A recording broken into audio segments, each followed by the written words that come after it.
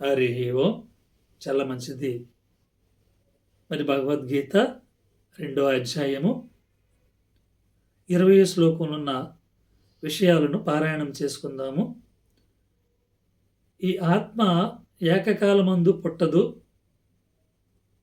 గిట్టదు, శరీరము నశించును, ఆత్మ నశించదు. ఇక్కడ ఒకంత ఆలోచన చేద్దాం. అర్జునుడికి ఆయన చెప్తున్న మాటలో యొక్క భావాన్ని చాలా జాగ్రత్తగా మరి ఆలకిస్తున్న మిత్రులంతా కూడా ఆలోచన చేయండి. ఏమంటాడు ఆయన? ఈ ఆత్మ ఏకకాలమందు పుట్టదు, గిట్టదు, శరీరము నశించును, ఆత్మ నశించదు.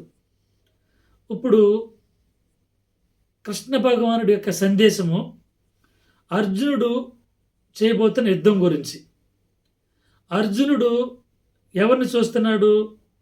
బాహ్యపరమైన శరీరాన్ని చూస్తున్నాడు. ఆయన ఆ శరీరాలను నేను చంపాలి అనేక సదుద్దేశంతో, కలతతో, ఒక రకంగా చెప్పాలంటే ఆయన కన్నీరు మున్నీరు అవుతున్నాడని కూడా మనం మాట్లాడుకోవచ్చు. ఎందుకంటే అంతా నా వారు, మరి ఆప్తులు, బంధువులు, స్నేహితులు ఉన్నారు కాబట్టి వారందరినీ నేను చంపాలనే సదుద్దేశంతో అర్జునుడు చూస్తున్నది వారి యొక్క దేహాన్ని చూస్తున్నాడు. పరమాత్మ చూస్తున్నది ఎంతో మహిమ పూరితమైన దేహాన్ని నేను వారికి అనుగ్రహించాను. అటు 12 లక్షల మంది, ఇటు 7 లక్షల మంది, దాదాపుగా కలిపితే 12 + 7 19 లక్షల మంది జనాంగం యుద్ధాన్ని కోరుకుని యుద్ధంలో మరణించడానికి వారంతట వారు ప్రేరేపితులయ్యి యుద్ధరంగంలోకి వచ్చేసారు. వారికి నేను ఇచ్చిన దేహం అనేది ఏదైతే ఉన్నదో, పంచేంద్రియాలతో వారిని తయారు చేసి ఇచ్చిన నా యొక్క దివ్య రూపం ఏదైతే ఉన్నదో, ఆ దివ్య మంగళకరమైన ఆ రూపాన్ని వారంతా కూడా ఏం చేస్తున్నారంటే నా రూపంతో వారు చెయ్యరాని నికృష్టమైన పనులు వాళ్ళు చేస్తూ ఉన్నారు. కాబట్టి నా దేహం వారిలోంచి తొలగించాలి. దేహం తొలగిపోవాలి అంటే వారి లోపల ఉన్న ఆత్మ బయటికి వెళ్ళిపోవాలి. వారి లోపల ఉన్న ఆత్మ బయటికి వెళ్ళిపోవాలంటే యుద్ధం జరగాలి. కనుకనే అర్జునుడిని అంతగా ప్రేరేపించడం అనేది ఇక్కడ జరుగుతూ ఉంది. వారి మాటల్లో అంటే అర్జునుడికి ఆయన ఇంత ఉపదేశాన్ని అక్కడ ఇంకా తన యొక్క భావాలన్నింటినీ కూడా చెప్పుకుంటూ వచ్చాడు. కాబట్టి అర్జున, ఈ ఆత్మ ఏకకాలమందు పుట్టదు, గిట్టదు, నశించేది మాత్రమే శరీరమే. వారి లోపల ఉన్న ఆత్మ మాత్రం నశించదు. అర్జున, నువ్వు చంపేది వారి దేహాలను మాత్రమే. వారి లోపల ఉన్న ఆత్మను మాత్రం నువ్వు చంపలేవు. అది చంపడానికి వీలు పడదు. అది చంపబడేది కాదు. అంతేగాక ఒకరి చేత చంపబడేది కాదు. నువ్వు చంపలేవు. లేదా ఎవరైనా చంపాలనుకున్నా కూడా వీలు కుదరదు. అది ఎందుకనంటే అది నా ఆత్మ అయి ఉన్నది. నన్ను ఒకడు చంపడం అనేది జరగదు, నేను ఒకరిని చంపడం అనేది జరగదు ఆత్మరూపంగా. కానీ నేను ఈ ప్రజలందరినీ ప్రేమించి వారందరిలో నా యొక్క దివ్య మహిమాపూరితమైన నా రూపాన్ని వారికి అనుగ్రహిస్తే, ఆ మహిమాపూరితమైన ఈ రూపంతో వారు చెయ్యరాని శ్రేష్టలు చేస్తున్నారు. కాబట్టి ఇక నాకందిన సెలవు ప్రకారంగా సర్వేశ్వరుడు ఏదైతే చేయమని నాకు ఆజ్ఞాపిస్తున్నాడో దానిని నేను నీకు ఆజ్ఞాపిస్తున్నాను అర్జున అన్నట్లుగా అర్జునుడికి ఎంత లోపల మరి సందేశాన్ని ఆయన చెప్పడం అనేది జరుగుతుంది. భక్తులారా, అంటే నీకు నాకు కూడా ఆ యొక్క సందేశాన్ని ఆయన చెప్తున్నాడే అని మనం ఇప్పుడు అనుకోవాలి. మనము కూడా ఏం చేస్తున్నాం? ఈ దేహము ఎంత అందమైన దేహాన్ని ఆయన మనకు అనుగ్రహించాడు.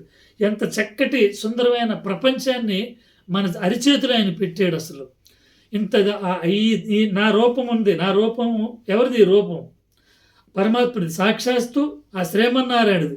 సాక్షాత్తు ఆ పరమేశ్వరుడిది నీ రూపమైన నా రూపమైన యావత్ ప్రపంచంలో ఉన్న మానవ కోటి రూపాలన్నీ కూడా ఎవరివై ఉన్నాయంటే ఆ శ్రీమన్నారాయణుడి, ఆ సర్వేశ్వరుడి అయి ఉన్నాయి. అంటే ఆ సర్వేశ్వరుడు అయ్యున్న ఆయన యొక్క రూపాన్ని మనం కలిగి ఉండి అసలు ఆ రూపంతో మనం ఏం చేస్తూ ఉన్నాం? ఆ రూపంతో మనం ఆయన్ని కీర్తిస్తున్నామా? ఆయన్ని మహిమపరుస్తున్నామా? ఆయన చెప్పింది మనం చేస్తున్నామా? లేదా ఆయన చేయకోకుండా ఆయనకి ఇష్టం లేనిది మనం చేస్తున్నామా అనే దాన్ని ఒకంత ఆలోచన చేసినట్లయితే భక్తులారా, చనిపోతున్న ప్రతి ఒక్క వ్యక్తికి ఒక అర్థము, ఒక పరమార్థం అనేది తెలుస్తూ ఉంటుంది. పరమాత్ముడు ఊరుకున్న ఏ ఒక్క వ్యక్తిని కూడా తీసుకుపోవడం అనేది జరగదు. ఆయనకి నచ్చితే తీసుకెళ్తాడు ఒకటి, రెండోది ఆయన నచ్చకపోతే తీసుకెళ్తాడు ఒకటి. రెండు విషయాలు జరుగుతాయి భక్తులారా. పరమాత్ముడు మంచి ఆయనే, చెడు ఆయనే. అంటే ఈ రెండిట్లని మనం ముందుంచాడు. నీకు ఏది నచ్చిందో దాంట్లోకి నువ్వు వెళుతున్నావు అంతే తప్ప దాంట్లో ఆయన నడిపించాలనే యొక్క ఉద్దేశం మాత్రం ఆయనది కాదు. కనుకనే ఏది జరిగినా మనమే చేసుకుంటున్నాం తప్ప ఆయనకు నచ్చినప్పుడు ఆయన తీసుకుంటున్నాడు. ఆయనకి నచ్చని పనులు అధికంగా చేసిన వారిని కూడా ఆయన తీసుకుంటాం అనేది జరుగుతుంది. అంతే తప్ప ఆయన మన లోనున్న ఆత్మను మాత్రం ఆయన చంపడానికి ఇష్టపడేవాడు మాత్రము కాదు. కనుక ఆయన మన లోపల ఉన్న ఆత్మని చంపడానికి ఎవరి తరమో కాదు. కానీ ఇదే శరీరముతో ఈ శరీరాన్ని విడిచిన తర్వాత ఈ శరీరము మోక్ష శరీరముగా మారి ఆ నరకయాతన అనేది అనుభవిస్తూ ఉంటుంది భక్తులారా. మనకి మరి మహాభారతం చదువుతున్నప్పుడు ఆ మహాభారతంలో మరి అష్టాదశి పురాణాల్లో మనకు కనపడుతుంటుంది నరకం గురించి. ఆ నరకంలో ఉన్నది ఈ శరీరం కాదు కదా, సూక్ష్మ శరీరం. అంటే ఆత్మ సపరేట్ అయిపోయింది. ఈ శరీరంతో మనం చేసిన తప్పులు, ఒప్పులు, పాపపుణ్యాలు ఏవైతే ఉన్నావో అవన్నీ కూడా నరకంలో ఈ శరీరం ఏం చేస్తూ ఉంటుందంటే అనుభవించడం అనేది జరుగుతుంది. అక్కడ మాత్రము ఈ శరీరం పడే యాతనంతా కూడా ఒకప్పుడు ఆనాటి కాలంలో సూక్ష్మ శరీరంతో నరకంలో ఈ సూక్ష్మ శరీరము యాతన పడుతూ ఉండేది భక్తులారు. ఇప్పుడు మాత్రం అలా జరగటం లేదు. ఇప్పుడు ఈ శరీరంలోనే అటువంటి నరకాన్ని ఈ భూమి మీదే నువ్వున్న ఆ ఊరిలోనే లేదా నువ్వున్న ప్రాంతంలోనే ఆ భయంకరమైన నరకాన్ని నువ్వు అనుభవిస్తున్నట్లుగా ప్రజెంట్ మనం చూడగలుగుతున్నాం. మనకి చక్కగా పెద్దలు చెప్పుకున్న మాట కూడా ఒకటి గుర్తుకొస్తూ ఉంటుంది. ఇదివరకు ఊరు చుట్టూ వచ్చేదంట తప్పు, ఇప్పుడు ఇల్లు చుట్టూ వచ్చేస్తుందంట. అంటే మనం చేసిన కర్మ ఏదైతే ఉందో, మనం చేసిన మంచి ఏదైతే ఉందో ఒకప్పుడు ఊరు తిరగేసుకుని వచ్చేది, అది చాలా టైం పట్టేది. కానీ ఇప్పుడు మాత్రం అలా జరగట్లా. ఇల్లు తిరిగే వచ్చేస్తుందంట. కనుక వెంటనే ప్రతిఫలం అనేది అనుభవించడం అనేది వెంటనే జరుగుతుంది. కనుక భక్తులారా, ఈ శరీరానికి ఉన్న విలువను గుర్తించి ఆ పరమేశ్వరుడు సర్వేశ్వరుడు నీకు ఇచ్చిన అందమైన నీ దేహాన్ని బట్టి ఆయన్ని ఎంతగా కీర్తిస్తున్నావో, ఆయన యొక్క చెప్పిన మాటలు ఎంత చక్కగా విని ఆచరించి ఆయన చెప్పిన దాని ప్రకారం నువ్వు నడగలుగుతున్నట్లయితే ఏమవుతుందంటే ఈ భూమి మీదే నువ్వు ఉంటున్న ఈ ఊరిలోనే నువ్వు పుట్టిన గడ్డ మీదే ఆ యొక్క మోక్ష స్థితిని నువ్వు అనుభవించడం అనేది జరుగుతుంది. ఎందుకనంటే ఎక్కడో చూసే మోక్షాన్ని నువ్వు ఈరోజు ఉన్న ప్రజెంట్ ఉన్న ట్రెండ్లో మనుషులు గుర్తించలేకపోతున్నారు కాబట్టి. కానీ ఇదే ట్రెండ్లో, ఇదే కంప్యూటర్ యుగంలో ప్రజెంట్ ఎప్పుడు చేసిన తప్పుకి అప్పుడు శిక్ష మాత్రం అనుభవిస్తున్నారు అనే విషయము మనందరికీ కూడా అర్థమవుతుంది కదా. అంటే నరకం అనేది మనము ఎప్పుడో ఎక్కడో అనుభవించడం కాదు, ప్రజెంట్ ఉన్న ఆ సిచ్యువేషన్లోనే ఆ యొక్క నరకాన్ని, ఈ శరీరంతో చేసిన తప్పుల్ని, ఈ శరీరంతో చేసిన మరి పాప పంకిలమైన పని ఏదైతే ఉన్నాయో వాటన్నిటి ఫలితాన్ని ఈ భూమి మీదే నీ ఆత్మ ఈ శరీరంలో ఉండగానే ప్రజెంట్ అనుభవించడం అనేది జరుగుతుంది భక్తులారా. ఆనాటి కాలంలో సూక్ష్మ శరీరంగా వెళ్ళి ఏం చేసేవాళ్ళు అంటే ఆ యొక్క శరీరంతో చేసిన కర్మలన్నీ సూక్ష్మ శరీరము నరకంలో యాతన పడేది ఆ రోజుల్లో. కానీ ఈ రోజుల్లో సూక్ష్మ శరీరము కాదు, ఇదే శరీరముతో నరకాన్ని అనుభవిస్తున్నారు యావత్ ప్రపంచంలో ఉన్న ప్రతి ఒక్క మనిషి కూడా.